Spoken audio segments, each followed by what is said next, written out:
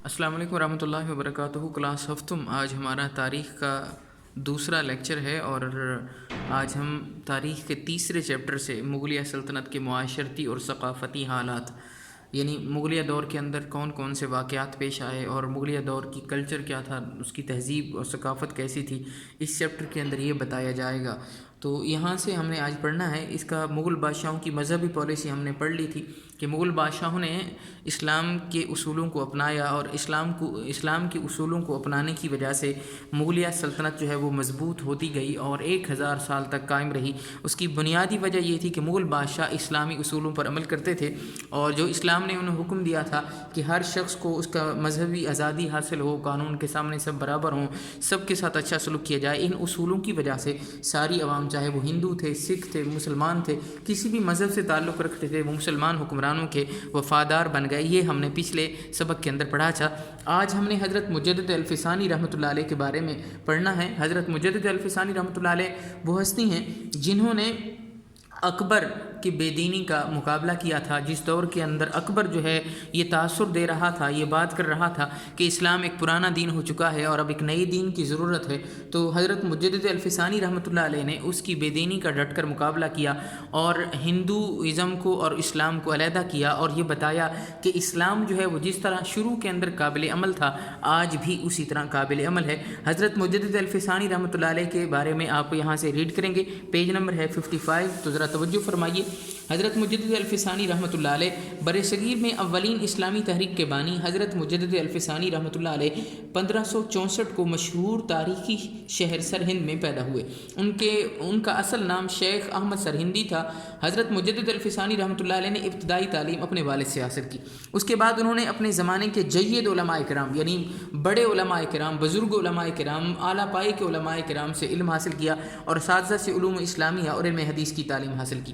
تعلیم سے فراغت کے بعد حضرت مجدد الفسانی رحمۃ اللہ علیہ نے اپنے آبائی شہر سرہند میں درس و تدریس کا سلسلہ شروع کیا۔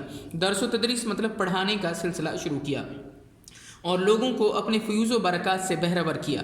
فیوز فیض کی جمع ہے، فیض کہتے ہیں فائدے کو، یعنی اپنا فائدہ لوگوں تک پہنچایا۔ سرہند میں چند سال قیام کے بعد آپ حج بیت اللہ کے ارادے سے گھر سے نکلے۔ دہلی میں ان کا قیام کہتے ہیں ٹھہرنے کو، قیام ان کے ہم مکتب مطلب ہم جماعت، کلاس فیلو جس کو ہم کہتے ہیں، شیخ حسن کے ہاں ہوا۔ وہ حضرت خواجہ باقی باللہ رحمۃ اللہ علیہ کے بڑے معتقد تھے۔ معتقد مطلب عقیدت رکھنے والے۔ انہوں نے حضرت خواجہ صاحب کی تعریف کچھ ایسے انداز سے کی، انداز مطلب طریقے سے کی، کہ حضرت مجدد الفسانی رحمۃ اللہ علیہ ان سے ملاقات کے لیے تشریف لے گئے۔ خواجہ صاحب نے انہیں چند روز اپنے ہاں قیام کی دعوت دی۔ حضرت مجدد الفسانی رحمۃ اللہ علیہ کو خواجہ باقی باللہ رحمۃ اللہ علیہ کے طور و اطوار اور ذکر و شغل دیکھ کر ان کے ساتھ عقیدت پیدا ہو گئی۔ موصوف کی درخواست پر، موصوف سے مراد حضرت مجدد الفسانی ہے، موصوف سے مراد حضرت مجدد الفسانی ہے۔ موصوف کی درخواست پر حضرت خواجہ باقی باللہ رحمۃ اللہ علیہ نے اب انہیں اپنا مرید بنا لیا۔ 2-3 ہفتے اپنے پاس رکھنے کے بعد حضرت خواجہ صاحب نے آپ کو سرہند واپس جانے کا حکم دیا۔ سرہند واپس آنے کے بعد آپ نے اپنی اصلاحی اور تجدیدی کام کا آغاز کیا۔ سب سے پہلے آپ نے شہنشاہ اکبر کے بااثر درباریوں اور صحیح العقیدہ عمراء، صحیح العقیدہ سے مراد صحیح عقیدے رکھنے والے عمراء سے تعلقات بڑھائے اور نفاذ شریعت کی طرف ان کی توجہ دلائی۔ دوسری جانب آپ رحمۃ اللہ علیہ نے اسلامی ذہن رکھنے والے مریدوں کی ایک جماعت تیار کی، جو آپ کے مشن مطلب مقصد کو پایہ تکمیل مطلب مکمل کرنا تک پہنچانے کے لیے ملک کے طول و عرض میں پھیل گئی۔ حضرت مجدد الفسانی رحمۃ اللہ علیہ نے اپنے مریدوں سے رابطہ رکھنے کے لیے خطوط نویسی، خط لکھنا کا سلسلہ شروع کیا۔ آپ کسی امیر یا مرید کے نام خط تحریر فرماتے تو آپ کے مرید اس کی سینکڑوں نقلیں تیار کر کے پورے ملک میں پھیلا دیتے۔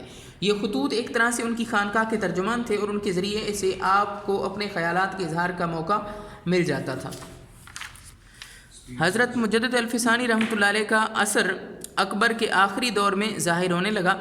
اکبر کے بے دین مصاحب سے مراد درباری ہوتا ہے، ایک ایک کر کے وفات پا گئے، اور ان کی جگہ وہ عمراء آگے بڑھے جو حضرت مجدد الفسانی رحمۃ اللہ علیہ کی تعلیمات سے واقف تھے۔ واقف مطلب جاننے والے تھے۔ انہی عمراء کی کوششوں سے شہزادہ سلیم تخت نشین ہوا، ورنہ خسرو کی جانشینی کے تمام انتظامات مکمل ہو چکے تھے۔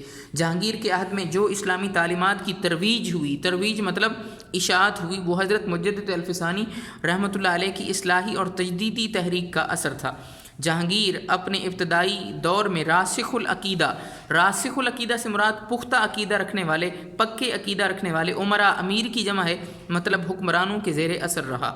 نواب مرتضیٰ خان فرید بخاری کی وفات کے بعد ان کا زور کم ہو گیا، زور مطلب طاقت ختم ہو گئی، اور ان کی جگہ ایرانی امراء برسر اقتدار آ گئے۔ برسر اقتدار مطلب حکومت میں شامل ہو گئے۔ وہ حضرت مجدد الفسانی رحمۃ اللہ علیہ کی تحریک کے سخت مخالف تھے۔ انہوں نے حضرت مجدد الفسانی رحمۃ اللہ علیہ کے خلاف جہانگیر کو بھڑکایا مطلب غصہ دلایا۔ جہانگیر نے حضرت مجدد الفسانی رحمۃ اللہ علیہ کو قید کروا دیا۔ انہوں نے کچھ عرصہ گوالیار کے قلعے میں نظر بندی کی حالت میں گزارا۔ وہاں بھی ان کی توجہ سے بہت سے اخلاقی سے مراد عادی مجرموں نے اپنے گناہوں سے توبہ کی، اور کئی غیر مسلم قیدی مشرف با اسلام ہوئے۔ مشرف با اسلام مطلب اسلام قبول کیا۔ حضرت مجدد الفسانی رحمۃ اللہ علیہ کی نظر بندی سے مراد قید ہوتا ہے کے دوران جہانگیر کو ان کی نیک نیتی کا علم ہوا تو اس نے آپ کو باعزت رہا کر کے اپنا مشیر بنا لیا۔ مشیر کہتے ہیں مشورہ دینے والے کو۔ جہانگیر کے ساتھ 3 سال گزارنے کے بعد 1624 میں آپ کا انتقال ہوا۔ آپ کی وفات کے بعد آپ کے فرزند کی جمع ہے مطلب بیٹے، آپ کے مشن کو آگے بڑھایا۔ حضرت مجدد الفسانی رحمۃ اللہ علیہ کے کارنامے۔ حضرت مجدد الفسانی رحمۃ اللہ علیہ نے درجہ ذیل اہم کارنامے انجام دیے۔ تصوف کی اصلاح۔ حضرت مجدد الفسانی رحمۃ اللہ علیہ کے اصلاحی کارناموں میں تصوف کی اصلاح کا اہم کارنامہ ہے۔ بر صغیر میں اس وقت تصوف کے جتنے سلسلے مروج تھے ان میں مسلمانوں کے ہندوؤں کے ساتھ میل جول مطلب تعلق کی وجہ سے ہندی فلسفے کا رنگ غالب آ رہا تھا۔ حضرت مجدد الفسانی رحمۃ اللہ علیہ نے تصوف میں ان غیر اسلامی عناصر کی نشاندہی کی اور بر صغیر میں نقش بندی سلسلہ تصوف کو فروغ دیا، جس میں صوفی کی روحانی ترقی کا دار و مدار مطلب بنیاد شریعت کی پابندی پر ہے۔ آپ نے فلسفہ وحدت الوجود کی نفی کر کے فلسفہ وحدت الشہود کو فروغ دیا۔ بھکتی تحریک کے خلاف محاذ۔ رامانچ اور رامانند اور بھگت کبیر جیسے ہندوؤں نے مسلمانوں کا عقیدہ توحید اپنا کر ایک تحریک چلائی جس میں پنڈتوں اور مولویوں کے ظاہری تقدس پر جی بھر کر تنقید کی۔ تنقید مطلب اعتراض کرنا۔ انہوں نے اسلام اور ہندو دھرم کو ملا کر ایک درمیانی راستہ نکالا اور لوگوں سے کہا کہ رام اور رحیم دراصل ایک ہی ہستی کے 2 نام ہیں۔ مذہبی رہنماؤں نے عوام کو لڑانے کی غرض سے ان میں تفریق مطلب فرق پیدا کر دی ہے۔ اکبر کی دین الہی میں بھی اس تحریک کا رنگ غالب تھا۔ حضرت مجدد الفسانی رحمۃ اللہ علیہ، یہاں سے تفصیلی سوال نمبر 2 شروع ہو رہا ہے۔ تفصیلی سوال نمبر 2، آپ توجہ فرمائیے گا، یہاں سے تفصیلی سوال نمبر 2 شروع ہو رہا ہے اور یہ دوسرے پیراگراف کے اینڈ میں یہاں پر تفصیلی سوال نمبر 2 ختم ہوگا۔ یہاں آپ اس کو ہائی لائٹ بھی کریں گے اور تفصیلی سوال نمبر 2 ختم بھی کریں گے بریکٹ لگا کے۔ اب ذرا دیکھیے اس کو ریڈ کرتے ہیں۔ حضرت مجدد الفسانی رحمۃ اللہ علیہ کے زمانے میں یہ تحریک، یہ ایک سے مراد کیا ہے؟ بھگتی تحریک بڑے زور و شور کے ساتھ چل رہی تھی۔ آپ نے ہردے رام نامی ایک ہندو کے نام اپنے خط میں اس تحریک پر کڑی تنقید کی۔ تنقید مطلب اعتراض اور ان کے نظریات کو رد کیا۔ اکبر کے دین الہی کے خلاف محاذ۔ حضرت مجدد الفسانی رحمۃ اللہ علیہ نے اکبر کی بے دینی اور الحاد کا ڈٹ کر مقابلہ کیا۔ انہوں نے درباری امراء کے ساتھ خط و کتابت کے ذریعے سے شریعت اسلام پر کاربند رہنے کی تلقین فرمائی۔ اگر آپ کو کہیں سے یہ اطلاع مل جاتی کہ کسی مسلمان نے اسلام کے دفاع میں کوئی خدمت انجام دی ہے تو آپ اسے مبارکباد کا خط لکھتے۔ نواب کلیچ خان نے لاہور میں مسجد تعمیر کروائی جس میں خود وہ درس و تدریس مطلب پڑھانا کا فریضہ انجام دیا کرتے تھے، تو حضرت مجدد الفسانی رحمۃ اللہ علیہ کو اس پر بے حد خوشی ہوئی۔ حضرت مجدد الفسانی رحمۃ اللہ علیہ کے ترغیب سے مراد شوق دلانے پر امراء میں دین کی خدمت میں ایک دوسرے پر سبقت مطلب آگے بڑھ جانے کا جذبہ پیدا ہوا۔ جس زمانے میں اکبر اور اس کے حواری مطلب درباری منفی تاثر پھیلا رہے تھے کہ اسلام ایک پرانا دین ہو چکا ہے اور اب ایک نئے دین کی ضرورت ہے، تو حضرت مجدد الفسانی رحمۃ اللہ علیہ اور ان کے رفقا سے مراد رفیق کی جمع ہے مطلب ساتھیوں نے بڑی سختی کے ساتھ شریعت اسلام پر عمل کر کے دکھایا کہ اسلام آج بھی اتنا ہی تر و تازہ ہے جتنا شروع میں تھا۔